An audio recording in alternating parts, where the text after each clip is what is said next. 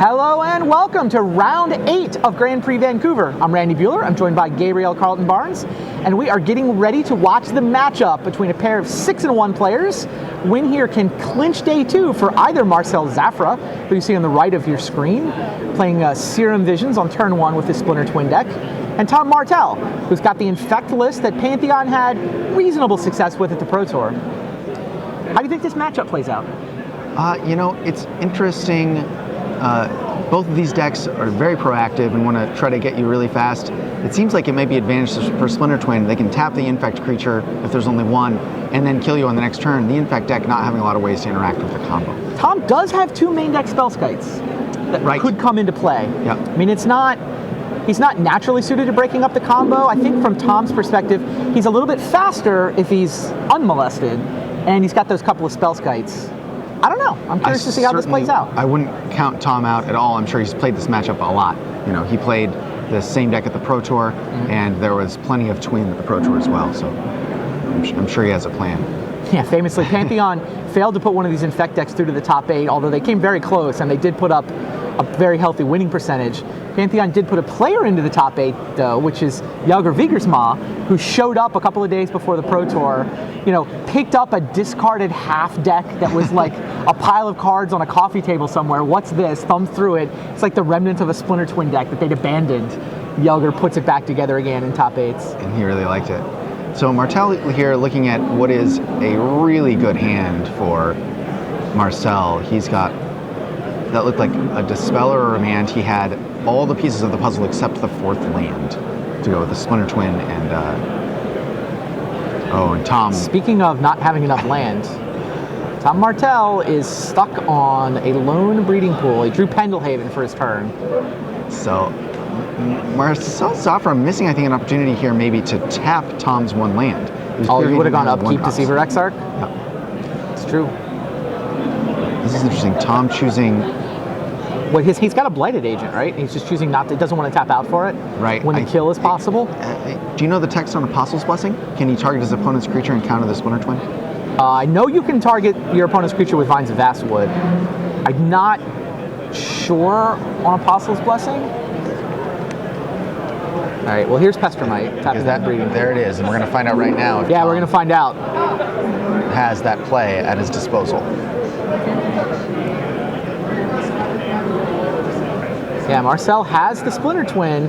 Can Tom stop it? And he has the Vines of Vastwood. Okay, there it is. Yeah, the first half of Vines of Vastwood is target creature gains hexproof. Right. So there you see why... well, not really hexproof, but that's the idea. Only you can target it.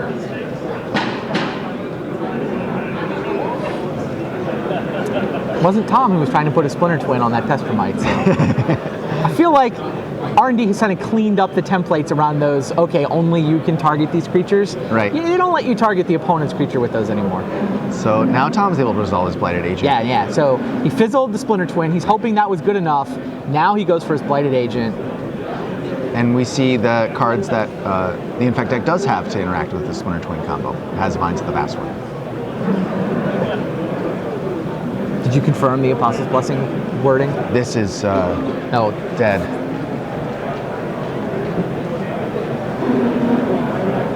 So down goes Blighted Agent. Marcel is able to kill the Blighted Agent.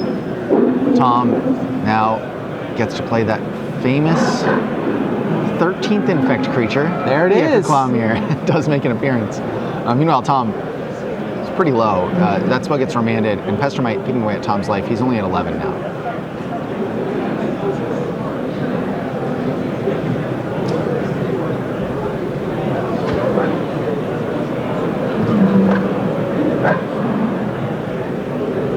Marcel with the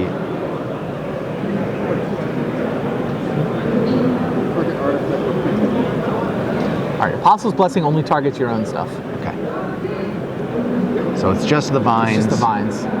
That can be used for that trick. Comes up too in the mirror match. I watch these decks play some mirror matches at the Pro Tour. Oh, and they're like super aware of their opponent vinesing them as a response to the Become Immense or whatever. Right. Well, you can Vines in response to the Vines, too. Exarch untaps a land, which allows Marcel to play a Pestermite, tapping Tom's land. All of that was during upkeep. Tom has just been totally pinched on mana this entire game. And now he is... Yeah, it's a 2-turn clock, right? A lightning bolt would make it a 1-turn clock. Right. And he did draw a Glistener Elf, which is nice. He actually can get an Infect guy into play. That's great. Turn 6 Glistener Elf? Doesn't sound very nice to me. There's a Splinter Twin, so... That'll do. Tom scoops him up. Tom made a nice fight of it on one land. He really did. He fought the good fight for sure. And of course, they end at a point where Brian and his opponent are also shuffling, aren't they? Right.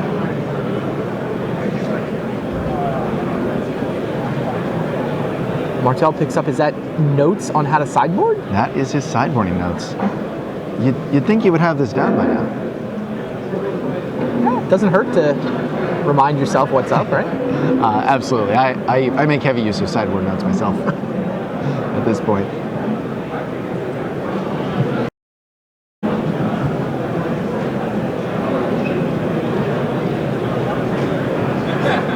We see Marcel's Zafra go to his backpack as well. Yeah. Now, Marcel, that draw, he had sort of everything go right. Tom had a slightly awkward mana problem. He had the ability to kill on turn 4. He also drew enough creatures that he could just race Tom with damage. So you might wonder if maybe he needs one of those things to go right in one of the other games and not have them all happen at the same time. Sometimes, you win one of those games so easily and you think, I could have used some of my good draws and saved them for the next match. Anything interesting happen to these decks after sideboarding?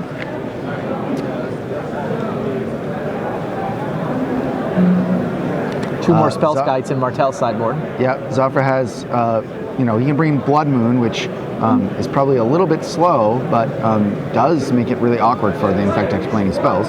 Tom has 2 basic forests is all. Yeah. It does seem a little slow though. Yeah, it seems probably... Seems like you need to kill the Infect creatures. Right. And so there's another spell skite that's obviously very good. You can redirect all the growth spells there, and you pay life, which, the Infect deck isn't dealing damage to your life total anyway. That would get him up to... He has no main deck spell skite, so just the one. And he has Dispel. Harvest Pyre still seems fine. Harvest Pyre seems great. Dispel seems like it might be good against, the instant spells. Obviously, you can counter a Vine to the Bastard with that. Negate as well. Spell Snare? Maybe it's good against an opponent that... I guess he probably doesn't know how many spell skites he's going to have to slog through. Right. A Spell Snare can counter some of the creatures, which is... Gets the Blighted Agent. Yeah. Oh, and the Ichor Claw Mirror that you saw it. Right. What about Tom? Tom's got... I would assume 2 more spell skites come in. Yeah, that seems right. I mean, not only do they break up the combo, they'll also deflect lightning bolts away from the Infect creatures. Right. And he's got Dispel, which against a blue deck is usually going to be good. I don't know if he has room to bring all those in and break up this combo, though. He's even got a 3rd Wild Defiance he can bring in. So Spell Pierce probably comes in because it can counter both a Splinter Twin or a card that's trying to kill one of his creatures.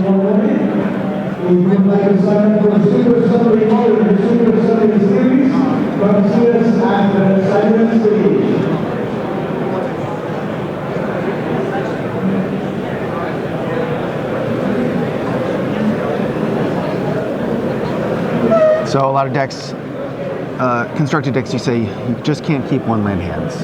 You got to have at least 2. Well, this deck says you can't keep 0 creature hands. You have to have at least 1. But Tom did not have the 2nd land. It was a real problem for him that game.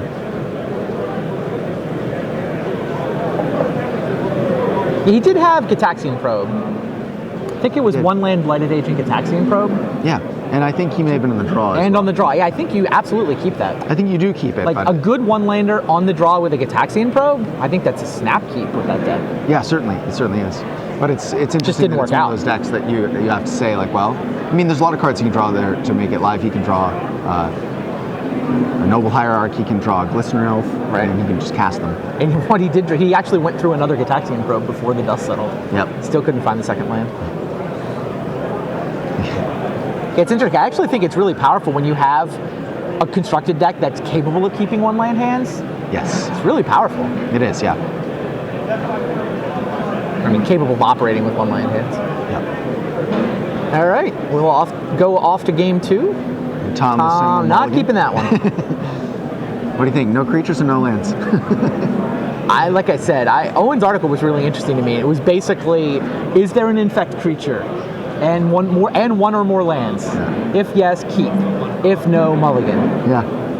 Well, I mean, it makes sense. That's how the deck operates. It has all these cards that depend on you having a creature. Right. You're just going to stare at them if you don't have That's one. interesting though that the mediocre hand, but with an infect creature, is keepable, while the 2 or 3 lands and 3 or 4 giant growth hand is not keepable. Right. That was the most interesting insight I took away from that. Marcel still considering mulliganing. He has a fetch land, a Flooded Strand. He has 3 red cards and 3 blue cards. It looks like he has a couple of lightning bolts there. So he's thinking. Oh, so he's a 1-lander on the draw. Yeah. But with 2 lightning bolts? 2 lightning bolts. So can I just kill all of his infect creatures? And it looks like he is going to keep it.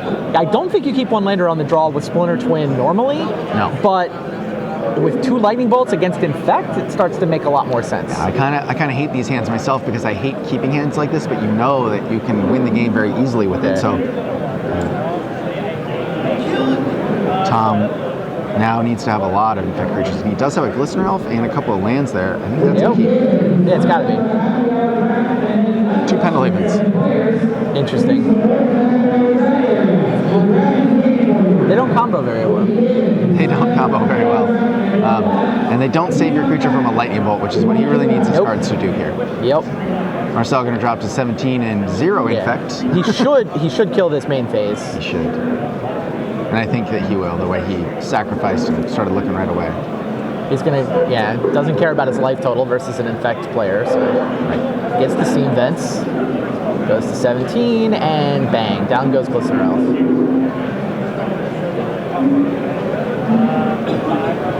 You can't hear Tom Martell, but I'm certain he's asking if he wants to target me. I'll take 3. Yes. There is another creature. Yes, the Nexus. Marcel, it's that 2nd land drop. And now it looks like he has an Ancient Grudge. So it's pretty good against Inkmoth Nexus. Is Tom? Yeah, Tom has another non-Pendelhaven land, so he can play. He'll probably play Misty Rainforest and activate Inkmoth Nexus and attack with the Vines to defend it. Would you not tap Pendelhaven here? Okay, he's going Misty. Right. But I mean, if he activates this Inkmoth Nexus, Pendelhaven can double the amount of poison that it's dealing out. Right. If he's willing to risk a lightning bolt. And that's exactly the question for Tom. I think that if I were in Tom's position, my first instinct would certainly be to activate it. But given the dearth of infect creatures in his hand, and the fact that he knows Marcel has mana up, he may just need to protect it. He has the Vines? I think he has the Vines, yep. All right. And the Vines you want to hold anyway because it stops the combo. So in this situation, he does decline to use Pendelhaven to make his Inkmoth bigger. And end step Inkmoth Nexus, nice. A clever move so that if what Tom has is a growth effect, it can't counter and get infect counters, of course. But so Tom had the Vines. Pretty nice little exchange there. Tom totally on top of that. Yep. Read Marcel for the lightning bolt and got to keep his infect creature, counting the lightning bolt with that Vines Password. Looks like Tom drew a Glistener Elf. Interesting. And he has an Ancient Grudge in his hand, is that correct? I think it is. All right. Or Nature's Claim. Here's Inkmoth again. This time he is going to target it. And here's that Ancient Grudge. Indeed. Tom now plays a land and a Glistener Elf. So, Marcel, how many removal spells you got, he's asking. He slogged his way through 3. And Marcel missing that land drop, that's a great sign for Tom. Sure.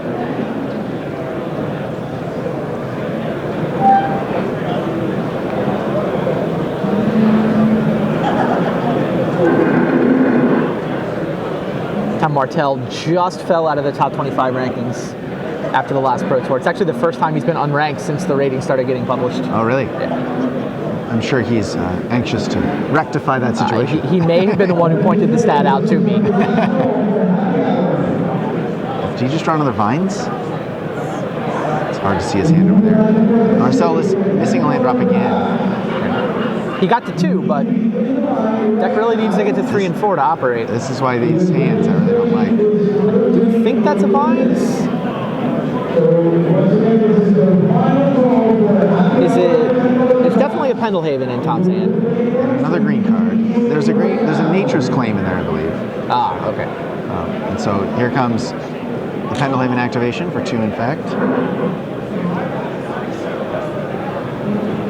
Now Tom can actually play a second Pendelhaven. It's a legendary land, but he'll choose to keep the untapped one. He can effectively feed a card into the graveyard if he wants to, get an extra mana if he wants to. Yeah, it seems like one of those things that on a turn when he needs the extra land, he'll use it, but here he doesn't. So unless he's thinking he's going to protect his Glistener Elf from the Pyroclasm effect. And he he also has Become Immense in his deck. Oh, wow. It was Wild Defiance. Yeah, he did want to spend 4 mana this turn because of the Wild Defiance. Okay. Oh, and Marcel hits that third land right on time. The Remand helps, of course. Yeah. Tom probably frustrated that he gave his opponent a chance to use that Remand.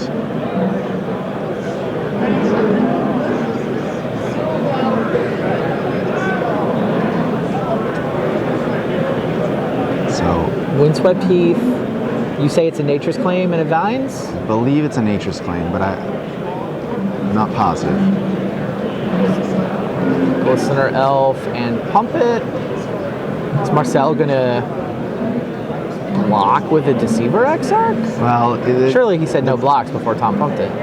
Right, so here comes the Breeding Pool swing flashback. Ancient Grudge, that's not going to help here, because it can't target the Glistener Elf.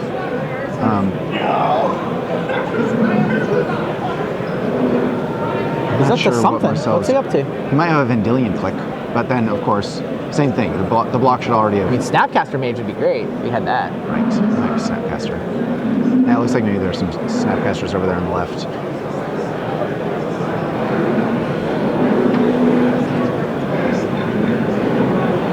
Thought Scour.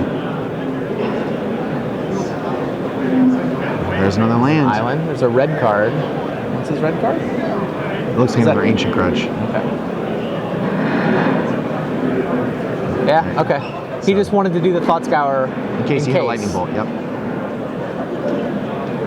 Tom here again with the opportunity to play a Wild Defiance, and we'll probably do it. I would think so. Oh, that's a Harvest Pyre. Got it. Of course, we were talking about the Harvest Pyre, and there it is. So in response, so that it can't grow. Right. What Wild Defiance does is, whenever one of your creatures is targeted, it gets +3/+3. So, it's +3 or +2? +3, that's what I thought. Marcel needs to respond, kill the Glistener Elf while it's merely a 2/3. And the cool thing about Wild Defiance is that whenever it's targeted by either player, so it protects from your opponent's lightning bolts, and it also enhances your own growth effects. Right. So really, really neat. Your growth spells get +7, Become Immense gets +9, and your opponent's lightning bolts no longer kill your creatures. Now, Marcel found his 4th land last turn, during Tom's turn.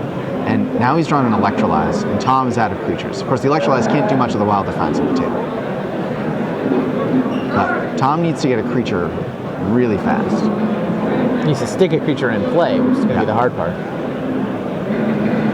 Right, of course, he has to force it past Marcel's counters, too.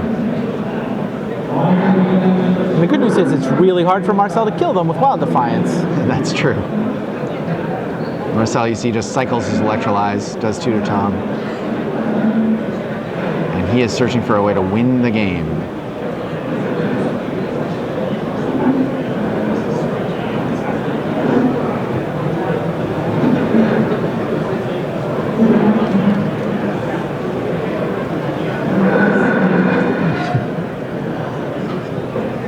Tom staring at not much over there. Yep. Even if he gets a creature, he doesn't really have the action. Oh, there it is. He does have a Glistener Elf. May I have a Glistener Elf, please, sir? It looks like Marcel's mostly just on creatures in his hand. That's what I thought. Which is actually kind of great against the Glistener Elf, because he can just block it. Tom doesn't have any growth effects. Or if he does, he has to use one to fight through each creature. Tom can really use as a distortion strike here. Sure. Pestermite taps Pendelhaven. Tom uses it to enhance the Glistener Elf. Yep. Oh, of course. That targeting is Wild Defiance target by creature, or target by abilities, or target by spells?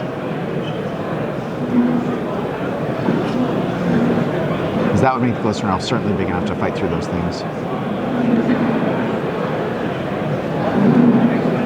It's instant or sorcery spell.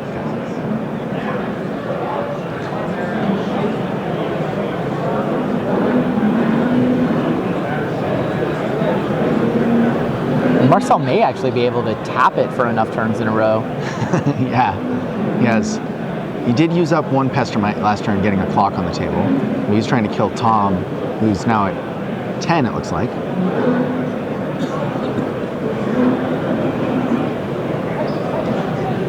Make that 9. Marcel used his Tectonic Edge to destroy the Pendelhaven. Tom probably feeling that much worse now about the Pendelhaven he sacrificed earlier to get an extra mana for a turn so he could get a spell remanded. He's still one pump spell away. Because it does take... Pendelhaven plus Glistener Elf would outrace one Pestermite. Right. So he lost that, but any one pump spell is still good enough because the Wild Defiance will add 3.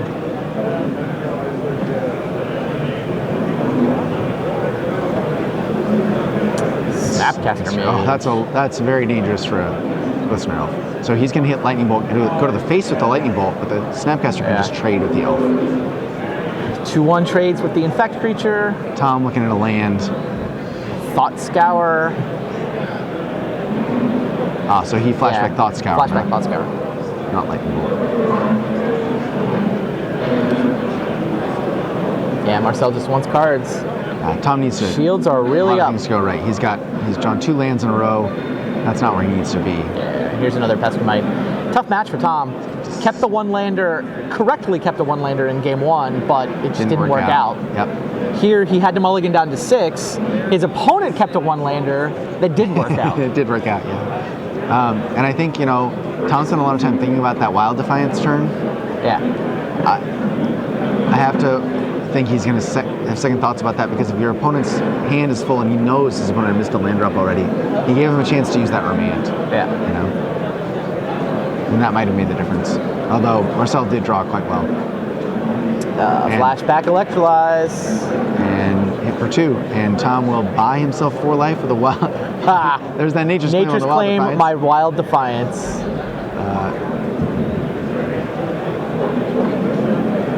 Why is the Wild Defiance still in play, though? Don't know. Maybe he's still responding, perhaps. Can he counter it? He's gonna remand it, maybe. Yeah, I mean, if he counters the Nature's Claim. No, okay, Nature's Claim resolved. Tom's at 4. I'm not sure that Tom has a lot of outs here, though. No, he's holding 2 lands. You gotta respect his perseverance. Sure. 1 land keeps are 1-1 in this matchup. That's true. Tom Martell, however, 0-2. Yeah. Looking like. Kajaxian Probe. All right, what do you have? Now he'll know for the story for later. Okay, he draws. All right, finally draws the growth spell, and it's a little too late. Marcel Zafra, though, 7-1. The Canadian Nationals top 8er will definitely be back on day 2. And he may be in pretty good shape if he can win the next round. Tom, though, he's playing an elimination match next round. Yeah. And Marcel showing us the power of Harvest Pyre. He had another instant speed removal spell to use against the creatures. Tom drew lots of creatures that game, considering no mulligan. He drew 3. It's true. And protected one of the vines of the Vastwood, and Marcel able to just kill creatures. I see Paul Cheon shuffling up on the back table. That must mean that Brian Kibler's match already ended. Who won the Kibler match? See if we can find out, get you an update on that match. And then definitely get Kibler won. All right. Brian Kibler was able to defeat Marcus Thibault, and Brian is now definitely through to day 2. He's 7-1. Yep. So we'll be able to get him on camera at some point. Definitely will be back for day 2. Yeah. Would much rather be 8-1 overnight. Of course. But yeah, that last round Feels like it's always a big one. I don't know. It feels bigger than the other rounds, even though it really isn't. Even though they all count the same. And Kibler's list is, yeah, it's the wilted Abzan that everyone who's ever read a Brian Kibler article would expect him to be on. It's a very interesting deck. If you look at it, it's almost all creatures. You know, if you look at it, the number of cards in the deck that are not creatures is very, very low. Even the spells are creatures. You've got Lingering Souls, yeah. So the deck has 4 Path to Exile, 2 Thoughtseize, creatures and lands. They're really good creatures and really good lands. Yeah, when your creatures do things like Siege Rhino does, when your creatures are good against Liliana's up. Oh wow, you know what Brian played against that round? What? Too bad we didn't get a peek at it. Urzatron. So I watched a match earlier of Urzatron versus Fairies. Yeah? It's pretty fun. What year was that in? Just earlier today. Oh, here we go. So we got Paul Cheon versus Mark Jacobs. Oh, he's playing against Infect. So same and matchup. Looks like a game 3. Our scoreboard says these guys are 1-1, so after watching Blue-Green Infect lose 2 in a row to Splinter Twin, we have evidence. Evidence here that Blue-Green it's capable of winning. Can beat Splinter Twin. Will it win game 3, though? Cheon on the play. Grim Lavamancer's got to be great in this matchup. Yeah, absolutely. I mean, I would think this matchup is one of the primary reasons everybody went back and added in the Grim Lavamancers. They weren't really in the Twin decks at the Pro Tour. No, they weren't. And Lavamancer, obviously, huge problem against Infect. We talked about how important the first creature is. Yeah, well, the first creature's dead. Yeah, Grim Lavamancer can mow down a lot of creatures. Or, it's just like tap, eat your pump spell. Yep. Or your creature. Spell Skite for Paul. Oh, Paul looking really good. He's got land, right? Here. Yeah, there's a couple land in there? Two of his best cards against Infect here with Lavamancer and Spell Skite.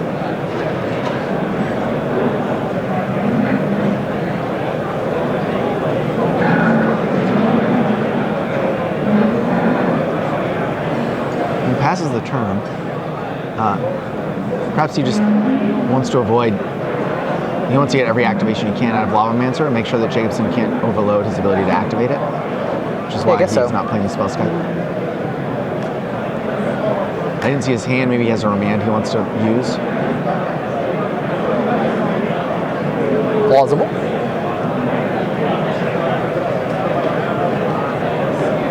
Jacobson didn't just go get a forest on inside. He did. Well, I mean, he does have to worry about Blood Moon in this matchup. Right. Like, Splinter Twin decks are notorious as the best Blood Moon decks in the format. They certainly are. And now he's going to find out what he's dealing with. Okay, so we have Vendilion Click, Spell Skite, and Dispel. And so, yeah, it looks like Cheon just wants to make sure that he can activate his Lavamancer. Interesting. I might have tapped out for Spell Skite there on turn 2. Well... Oh, is that a Scalding Tarn? Is that his other land? I don't know the Japanese for Scalding Tarn. Yeah, I think it makes sense, though, that he played first. So his opponent knew about the Lavamancer. And you can see here exactly what he was worried about is he might need 2 activations out of Lavamancer. But he doesn't have enough cards in his graveyard to do it. Right. Pendlehaven Glistener Elf means that Paul can't actually kill the Glistener Elf with 1 Lavamancer activation. He could, in theory, activate here on Mark Jacobson's end step. Pendlehaven will tap, untap, activate again, but yeah, he doesn't have enough food for that. Right, he can't get cards into his graveyard fast enough. So, Cheon making the play that works well around a situation like Glistener Elf, where he could pick one off, at least, in the end step, and then try to get the other one. Ends up not doing anything on his second turn. So there's the Spell Skite.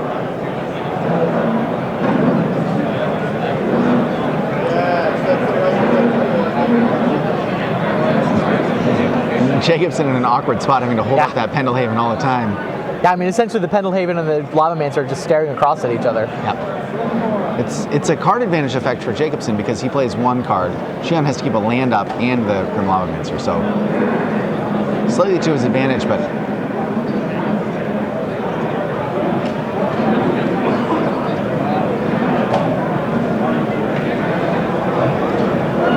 can Spellskite steal a Pendlehaven? No, it cannot, because it can only target creatures that are exactly 1/1. Oh, of course. So here we see Jacobson get in with the Glistener Elf. Spellskite blocks and gets a -1/-1 counter.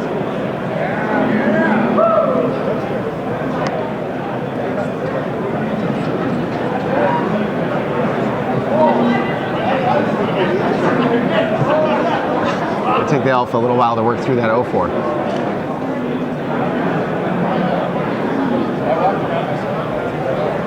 Oh, wow. Yeah, here's Blighted Agent. Paul really needs food for Grim Lavamancer. Yeah, he does. And his hand is just, he's just got a lot of lands and situational cards, although he does have an engineered explosives. So interesting. So what is that? Engineered explosives. he can, no matter what he does with the explosives, he's going to kill one of his creatures and one of his opponents. So.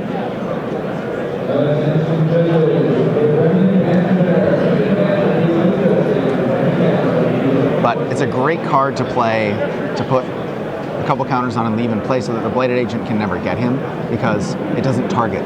So there's no real effect in Jacobson's deck that'll protect his creature from the explosives.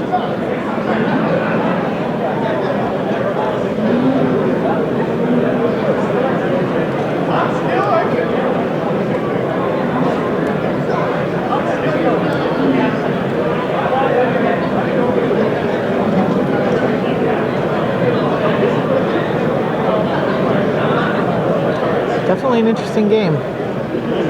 So here's Serum some, Visions, Xion that has found some helps. food, yep. Cycling card, put stuff in the graveyard, let's With Snapcaster Mage. stock up this. More demands on his graveyard. Ooh, Negate there's a and Splinter and Twin. Negate. Those are cards he wants. Does he have a creature? He has Vendilion Click, right? He doesn't have a twin target, a good twin Right. target. Does he not have a fourth land? He does have a fourth land. He has the fourth land.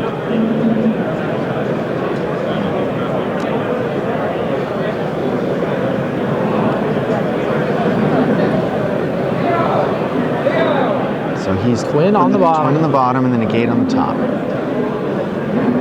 Negate more slightly awkward food for Lavamancer.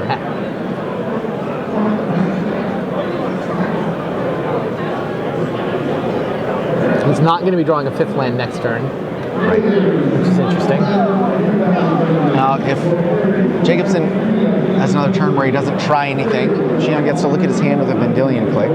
Xian's got to be a little nervous about that Blighted Agent, though.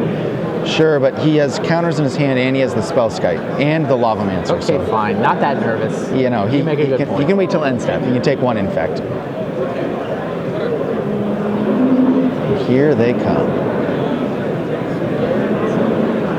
Xion also has the option here of just blocking with Lavamancer. I think Spellskite probably blocks Glistener Elf. Yeah, Blighted Agent. Going to come through, but Spellskite can steal any Giant Growths. So Mark just has to settle for his one and getting through for one poison. So he's on the board with the Infect.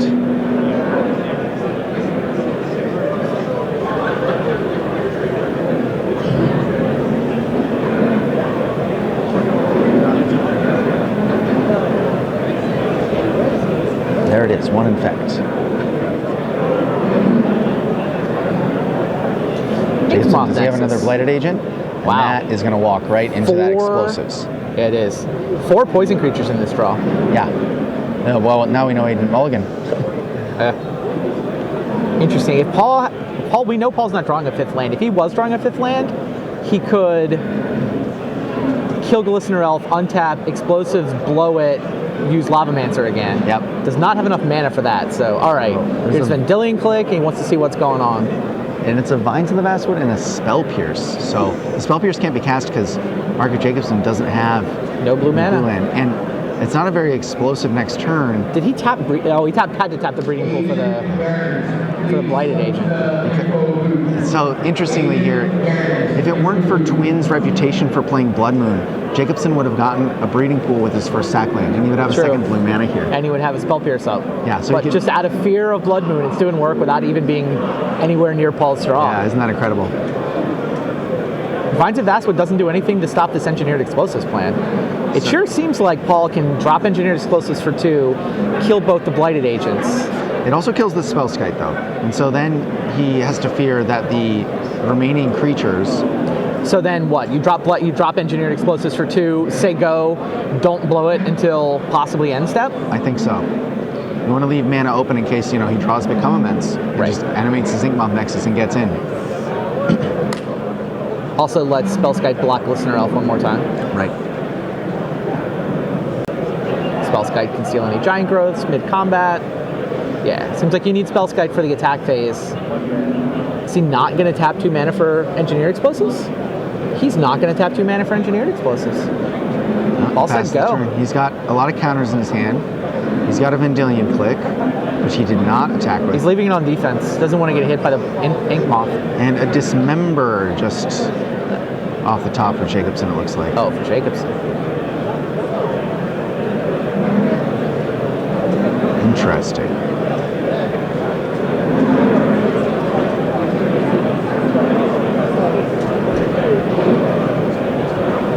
And Jacobson trying to work out a way to start to really hurt Paul. He's got a counter, he's got a Vines, he's got a Pendelhaven. He's feeling like maybe he can actually get in this turn. Just turn him sideways, right? Yeah. The Blighted Agents are getting through. Pendelhaven can effectively counter their Gunlavamancer activation. You've got Vines. Yeah, just turn him sideways. Make Paul react. Which is why I thought maybe Engineer's Explosives was worth tapping 2 mana for. I thought so too. Paul clearly has a plan. I think he might be blocking with Vendilion Click here. He didn't attack with it, so. Well, Inkmoth Nexus was the obvious thing to want to block. Oh, of course, with it. yes.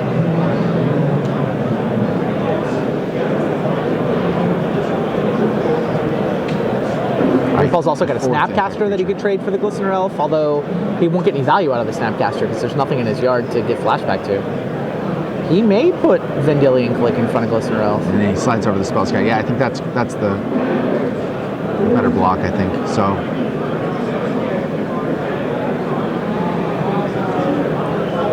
This does get a 4th card into his graveyard, so that Lavamancer something to tap your Pendelhaven, untap Lavamancer something. Well, not yet. Oh, not yet. Not yet. Yeah.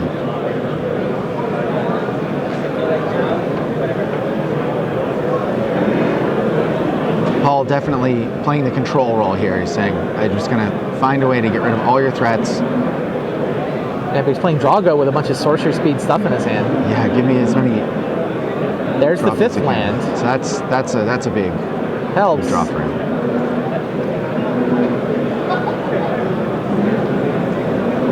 Surely it's now time for Engineered Explosives. Well, maybe he's trying to get more committed. No, there it is. You saw his hand. I mean, there's no more 2 mana cards in it.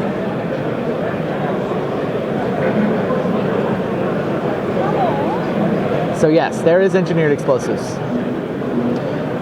Threatening to blow up all the 2 mana creatures. Including that Spellskite, but...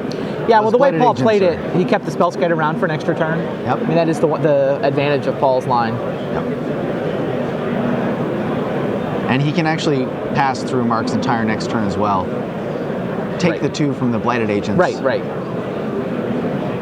You're not happy to take 2 poison, but it's only really the last one that counts. Right.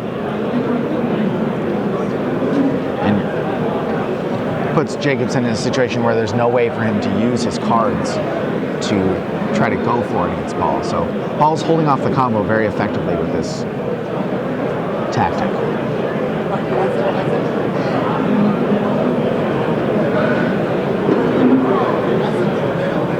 With the lovely end step search up the tapped shock land.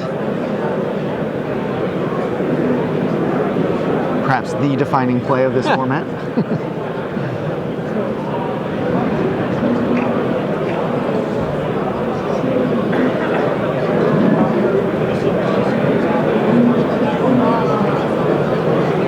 Jacobson has a lot of land for this deck. True.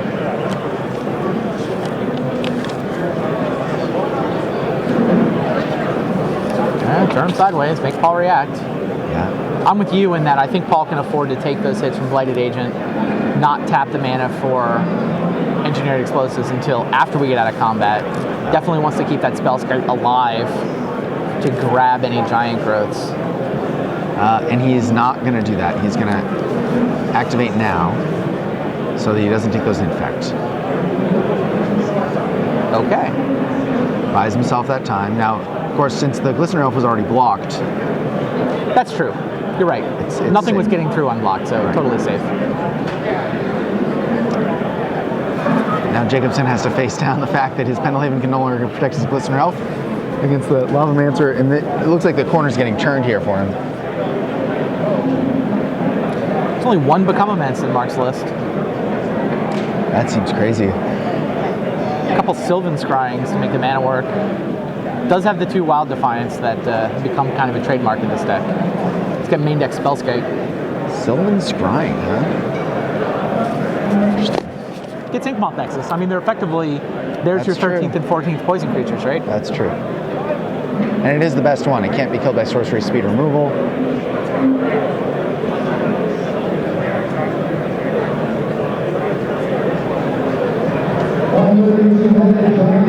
So I think we're on Mark's end step here. Or he's sorting out how he wants to use his mana this turn. Yeah, I think it's still second main phase. It is. Wild And that is a big one. Defiance. Now, as we It's gonna discussed earlier, stick. it can't do anything about the Lavamancer activation. Yeah. Paul declines. Well, Lavamancer is now a great defense against Inkmoth Nexus. Well, I guess it's not actually a greater defense against Inkmoth Nexus because he can't hit it again on his turn. Yeah, I would have tapped the Pendelhaven, untapped, and Killed finished Glistener. off Glistener Elf. Unless he's looking to go to Mark Jacobson's face with Grim Lavamancer. Paul showing incredible patience here. I mean, this Yes. game has gone really well for him. Both you and I have had a couple of turns where we're Like, like, cast come your on, just go spells, it, do it, do get things. him. But he only has 3 Infect counters on him, and Mark Jacobson, No, it's totally true. He's maneuvered this game into a pretty good state. yeah, And he's been pinched on resource. Like, Cards in Graveyard has been a very pinched resource. right. Now he does finally have one of his Exarch / Pestermites. It's a Deceiver Exarch. I mean, I guess he's worried that if he had done the Lavamancer trick, like, Pendelhaven taps, he untaps, he Lavamancers again, he runs it into Vines of Vastwood He does, yeah. He has a negate in his hand, but then he's tapping a lot of mana where on his main phase, Jacobson which still is has scary. another Infect creature, which is the Inkmoth Nexus. But the thing is, Paul doesn't have anything to block that Glistener Elf. Well, he has Grim Lavamancer. Well, but that just taps Pendelhaven. You're going to block Glistener Elf with Grim Well, you Lavamancer can't- after all this? You can't. Still dies to Pendle. I mean, I guess it no longer dies to Pendelhaven, right? It doesn't, right? Because he activates Block, Pendelhaven then and you activate. activate response. Yeah. But he's had that play available to him for quite a while.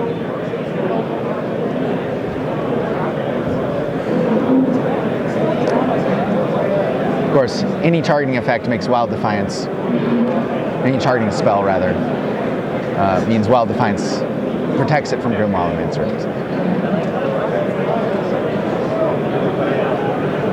This is kind of a crazy game, actually. Jacobson has the vines, you know. He's Right. And Yeah, we see him any draw creature he Dismember connects earlier. with is now lethal, right? Vines plus Wild Defiance. Right. He has a +7 effect in his hand, so. Right. And Paul knows it. Paul can see the Wild Defiance. He saw the Vines He doesn't know before. about the Dismember though, True. and Dismember to clear click out of the way and then smash with Inkmoth. That. Paul does have negate. Yeah. Wow, tricky game. Time is starting to tick away in this round. I think time was just called in the main floor. I presume these guys have a 3 to 5 minute extension. We'll see if we can get an actual number for you. Certainly, both of these players can win in extra turns. True. 6 minute extension, it sounds like. And here comes Glistener Elf. Yeah, of course. I think you kind of want to block with Grim Lavamancer.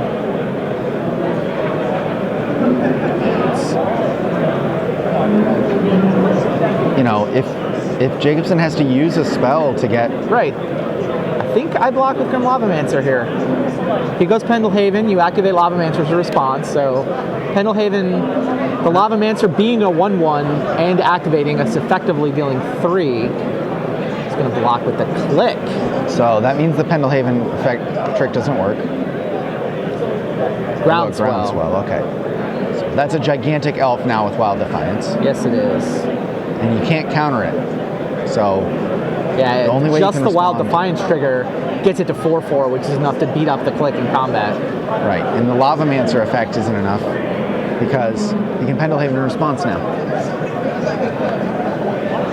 There's not a window under which the Lavamancer can get in. Well, you can let the Defiance resolve, but then it's counter got- the Groundswell. Now it's a 4/4 taking 3 damage, and you can Lavamancer it. That's true.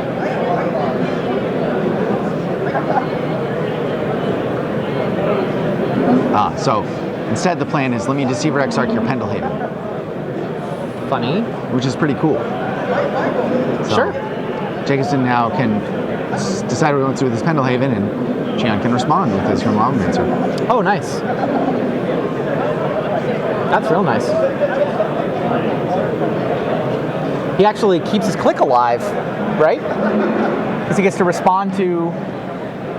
I mean, Yeah, the Wild Defiance. Defiance trigger is still in the stack. The Groundswell is still in the stack. Paul's added this Deceiver Exarch, forcing Mark to move first with his Pendelhaven. Now Lavamancer can kill Glistener Elf, saving the click, and effectively trading away for both the Elf and the Groundswell.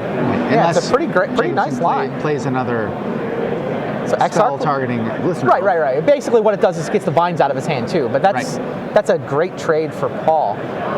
He tapped Inkmoth Nexus Interesting. for Dismember. In response. So now the Oh goodness, what a stack! this is really Mark incredible. Jacobson is responding to the tap your Pendelhaven ability of Deceiver Exarch by dismembering Lavamancer. Paul says no. And No, this is- sir. And they're fighting They're fighting over that. the Dismember on the Lavamancer. So the stack right now is Groundswell, Wild Defiance trigger, Deceiver Exarch, Dismember, Dispel. Spell Pierce, Dispel. Yeah. And now Grim Lavamancer. Some of those go off the stack. The Lavamancer Mark's going to win this. hits. Paul is activating his Grim Lavamancer before it dies because that's all he's got. So he goes to the he targets Mark Jacobson's Face, right? face with the Lavamancer. Can't get the because he Glistener can't Elf. get the Glistener Elf. So it goes to the face. Paul still has to choose a Deceiver Exarch target. He chose it before. That was what Jacobson responded to. Oh, he responded to choosing the target, of course. So the Pendelhaven's still getting tapped. Yep. And the Glistener Elf, enhanced by that Groundswell, beats up Vendilion Click. You know what card is a really good draw face here for Paul Cheon? What's that? Splinter Twin? Yes. Put one on the bottom earlier, didn't he? He did. He's got a Pestermite. Yep. And he's got a Snapcaster Mage. He does not have a Lightning Bolt in his graveyard, which No, would be yeah, really Lightning nice Bolt would be insane. because Jacobson is so Down low. to 6. But the We do Snapcaster know that- Pester might be enough. We do know that Mark won that fight on his turn without having to use the Vines of Aspwood that's in his hand, Right. which is now the last card in his hand. And with the Wild Defiance is enough to win. Yes. So Paul Cheon could get himself into trouble if he tries something like, attack. I'll play my attack and then play my Pestermite to try to tap one of your creatures and block the other. Yeah. Mark Jacobson just vines the creature he targets, and it becomes gigantic. But then Paul can Paul block that will one. choose to block that one. Weird. And yeah, Paul's looking at that 6 life, trying to figure out if he can chip away. And he has 5 power worth of creatures between his hand and Right. its play. That's So why this- this attack has got to be very tempting. Yeah. And I think Can I really afford to not block with this guy? I mean, Paul's been sort of super cautious with all of his decisions, but this is the moment right here. And I think he's going to do it. He has the negate, so he can make... and the Pestermite. Yeah. And he wants to be able to race, like, Now, does he have any action in his graveyard? He has a Dispel, so he can Snapcaster the Dispel as well. So the play might actually be... wow, but he's got Pestermite Snapcaster, so he has 5 power and an opponent at 5. Yeah, but he can't. He has to do something this turn. Inkmoth Nexus activates, and both those creatures attack. He has to block one of them, You right? yes. Because otherwise he just targets it twice, Yes. right? Because you can counter the spells, but you can't counter the wild defense. True. So. I mean, Paul doesn't know that Mark can target it twice. Mark's, I believe, was down to 1 card, now has 2. Right. But yeah, no, I would not let an infect creature hit me. No. So here it is. Inkmoth Nexus activates. And here they come. Now, well, Paul probably going to play. Inside your attack phase, but before you declare attackers, I assume it's the Pestermite tapping, what, Glistener Elf? I don't know which one. I think you'd rather block Inkmoth Nexus and get it off the table. That's kind of what I was thinking, although if Paul brought in any Ancient Grudges, he might actually prefer to leave the Inkmoth around. That's true.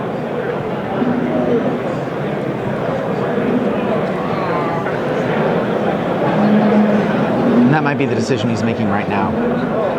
All right, here's the Pestermite. The other play he has, he knows about the vines. If he puts him on not having another card, he taps one of them, takes the other. It's just like Jacobson Pendelhaven plus Vines. And Vines gets countered by... Wow, that would be ballsy. That would be ballsy. It wins the game right now. Have you seen his other card? I believe that it's another land, but I didn't quite get a look.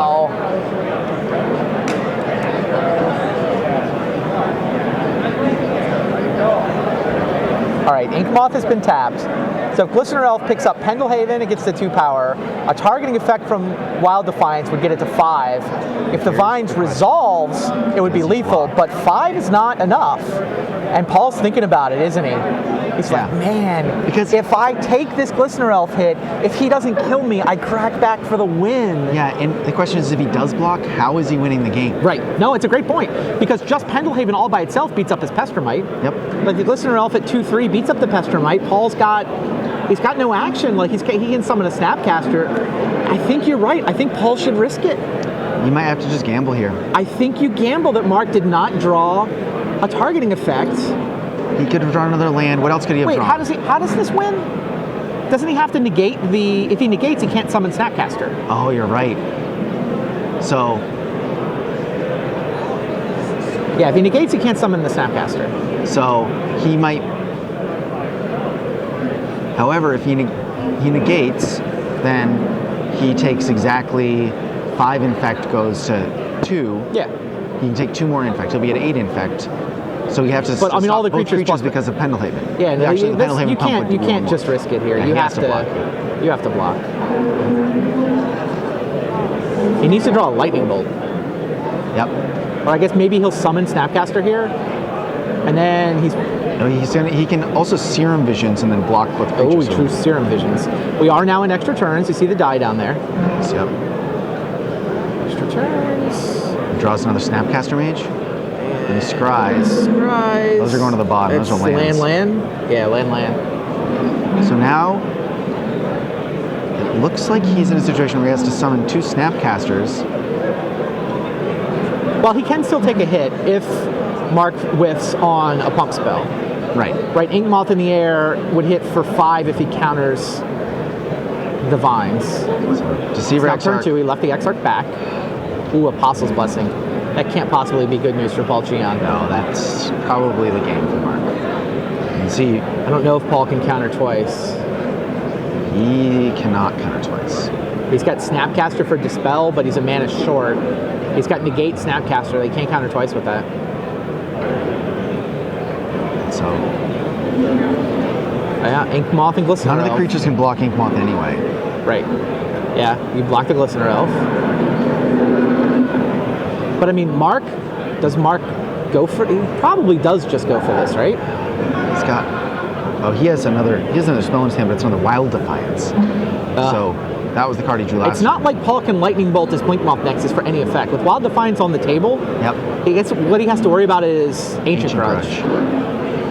And like if he moves all in, he leaves himself vulnerable to Ancient Grudge. So he might not move in here. Okay, Pendelhaven. There's Vines with the kicker. This is lethal if it resolves. Paul now has to gamble on getting the Snapcaster into play and using a card out of his graveyard, I think, because otherwise he doesn't have a chance to actually win the game. But we know there's an Apostle's Blessing coming, so that even if Paul does counter this Vines of Vastwood, he's going to lose. Yes. I think Paul has found the correct line based on what he knows. It's the one you suggested. But he can't win because of the Apostle's Blessing. Yeah, Snapcaster Dispel. He does have Dispel mana left, but it doesn't matter. All Mark has to do is target, and the Wild Defiance trigger makes it lethal. That's Wild Defiance for the win. Mark Jacobson goes to 8-0. Paul Cheon with a tough Game 3 loss. It really looked like he was going to pull that out when he drew the Engineered Explosives. Yeah, I thought so too. But he just couldn't get enough action together to... And Mark played it really well. He did. He was very patient. All right, so Paul picks up his first loss, but he's still in great shape on 7-1. Yep, absolutely. Still in great shape. Meanwhile, off camera, playing at turbo speed, the king of the hill, Alexander Hayne, he just refuses to lose. Insane Hayne, back at it. And we get a Dryad Arbor from Seb Deno. I think that's a sign of an Infect deck. It is indeed an Infect deck. Inkmoth Nexus and Noble Hierarch. Man, you hate the Dryad Arbor with Summoning Sickness, means you can't play your turn 1 Hierarch. Yep, that's a weird hand to have to keep. Awkward. But he does indeed have to keep it. Haynes setting up shop with a couple of Serum Visions. And that is going to be a big hit from Inkmoth Nexus right away. Yeah. For 3, because of all his Noble Hierarchs. Hayne now looking for... It's at the top of my library. Can I start winning now? There's Amulet. There's Bounce Land. How far can he get? He has Azusa. 4 mana. Oh, Transmute. Yes. And Slaughter Pact. There's That's a good one. Now Stone Rain would be good here, but I don't think that. All right. Here's Might of Volcrosa. And basically forcing him to use the Slaughter Pact. And that's game. And he had the Apostle's Blessing. Wow. Well, that's why he played the Moto Crosa. He knew. Yep. So. I mean, I actually thought forcing the Slaughter Pact would have been decent there anyway because he loses the Gemstone Mine. He has to spend all his mana in his upkeep, including the last counter off a Gemstone. Hayne was already on his back heels, but that was the play he had to make, right? Yeah. Apostle's Blessing, though, fizzles the Slaughter Pact, and Alexander Hayne is mortal, it turns out. He is capable of losing games. I'm not convinced we've seen him lose a game. Oh, there's a hand. Azusa, he has the... he has the Amulet. Amulet, and he can go get a creature, too. He has the Pact for the Green Pact, Summer's Pact. Seb Deno, does Seb Deno have the start? No, that's a Hierarch, not a Glistener Elf. Amulet, Bounce Land, Summer Bloom. Do you have a second Bounce Land? There it is. 3 times, bounce. No. 1, 2. He does have a Bounce Land, and there's Azusa. Oh wow, and Azusa. And Summer's Pact. So here we are. What turn is this? This is his opponent's gone land turn. Noble Hierarch. It's his second turn. Second turn. Primeval Titan. Turn 2 Titan with haste. Yeah, might as well. Did he get that? He got the haste land, right? Slayer Stronghold? No, he got a Teleria West. Oh, he got Teleria West. He did not get Slayer Stronghold. It doesn't really need haste, I don't think. Maybe that's true. Well, there's a Spell Skite. That'll help a little. Seb Deno, hoping to get one more turn so he can maybe assemble a Inkmoth Nexus attack.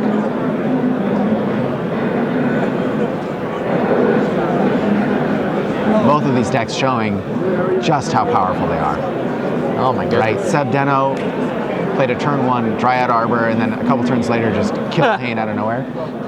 In this game, Hayne plays turn 2. Turn 2 Primeval Titan. And it wasn't like it was the only card he played. He played a lot of cards. He had Azusa in play. Okay. Summer Bloom, Amulet, all of those happened on turn 2. Now, Game 3 with the King of the Hill title on the line.